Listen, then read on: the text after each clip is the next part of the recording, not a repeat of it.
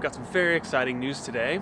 I just got my first restaurant deal. So for this restaurant, I'm teaming up with another farmer. It's my buddy's farm, Jared's Real Food, and that's the one that I started farming at 6 years ago. And now we're working together to start approaching restaurants and trying to take our businesses to the next level together. I think that is a really great opportunity, especially for a lot of small farmers out there, is to team up with your other local farming friends and combine your produce together so that you can approach bigger accounts and get better sales. You can team up to sell at the farmers market, you could team up to sell to restaurants, you could team up to sell in a CSA together, you could buy some of another farmer's vegetables and just add it to your CSA if you don't want to have any connection to their growing at all. There's a lot of different ways you can do it. You could buy eggs or other fruit that you're not able to grow. You could supplement that into your CSA. So, I just really want to encourage everybody, work synergistically with the other farms and farmers in your area. And I think you'll realize that it's a lot less about the competition and a lot more about how can we work together to raise all of our ships up and we all make more money and make more sales and grow more food. And this is how we'll change the industry. So just think about that, guys, as you're planning your business or thinking about future business deals. Working with other farmers is a great opportunity, not only for sales, but for learning and friendship as well. So here's what we're growing for them. So we grew a specific baby kale mix that the chef wanted. This is what it looks like. So it's got red Russian kale. This is the flat leaf here is Siberian kale. And then we also have some of this purple scarlet kale in there as well for a pop of color. So yeah, we're both really excited about getting this really excellent restaurant account and just hoping to build a relationship and keep it going into the future. Yeah, pretty stoked and can't wait to get some more restaurants accounts and start working, more in that market stream. I've done CSA, I've done farmers markets, and I've done a little bit of restaurants, but this is gonna be kind of my first real foray into some serious restaurant work.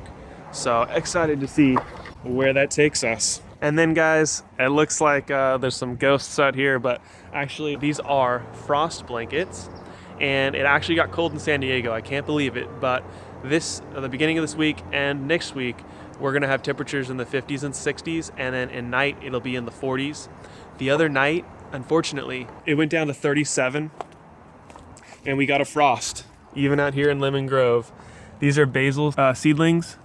Dead, just totally wiped out. And these were sitting on the ground right here. Something interesting about frost that you should know, it only settles on the bottom of the ground, like the top foot or so. The basil that I had up here, check it out, no frost damage. That's just proof of frost, that it settles on the ground. The cold air settles into the ground. That's why valleys will typically have a lot more problems with frost and cold temperatures. But if you need fruit trees that need a lot of chill hours, planting them in those areas can be a really good location. So, it's all about playing with what you want to plant and what you're trying to accomplish on your land. So these frost blankets here, these are 85% light transmittance, and they give about 4 degrees Fahrenheit of temperature protection. As the sun hits this blanket, it creates an insulation effect, and some of the heat is trapped inside of the blanket and keeps your crops warm. So unfortunately, I ended up losing some of my tomatoes to the frost because the first night I didn't have this blanket, and here's one. See how it fell over like that? The frost destroyed it. But about half of them are okay. So this weekend, I'll be planting some more backups. This is why when you're planting your summer starts, you want to do multiple phases, planting as early as you think you can possibly sprout them so that they can get in the ground the earliest as possible. And then you want to have multiple weeks after that are ready to go in the ground. Sometimes you can get a late frost. And if you've already planted them in the ground and you don't have frost protection, or maybe it gets so cold the frost protection doesn't work, then you're kind of screwed. So if you have those backups ready to go, if they do get taken out, boom, you can bring them right back out, and once it warms up, plant them, and then you're safe. So I think that's one of the biggest strategies for spring planting for farmers where your livelihood depends on it. Seeds are cheap, so plant lots of backups. Also, I modified how I was doing my passion fruits. So as you can see, a couple of them, if they're all limp and laying down, like like this one is, this one's probably dead. It's not gonna make it. The frost just knocked it out. This one down here, it's not gonna make it. Anything that's standing up still though is going to make it.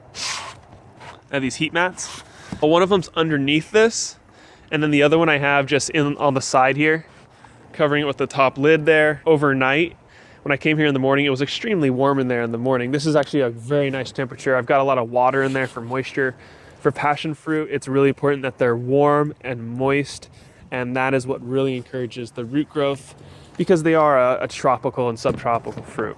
The rest of this stuff on the ground is okay. It really lived through it all. It's comfrey and borage and all that stuff. My grapes waking up, they're okay. And they'll continue to be okay.